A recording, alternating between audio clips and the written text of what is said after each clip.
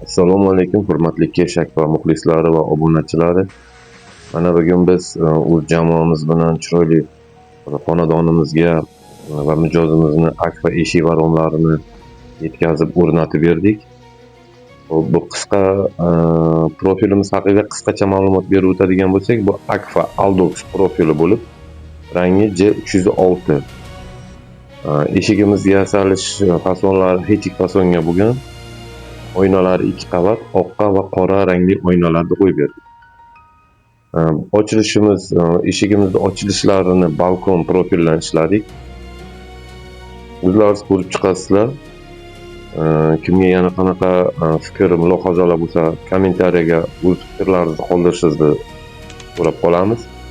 E'tiboringiz uchun rahmat. Keshaklarni qo'llab-quvvatlaganiniz uchun ham sizga katta minnatdorchilik bildiramiz. Bizdan uzoqlashmang. Kimga shunaqangi xizmatlar kerak bo'lsa, pastda nomer qoldiramiz. Bemalol aloqaga chiqishlaringiz mumkin.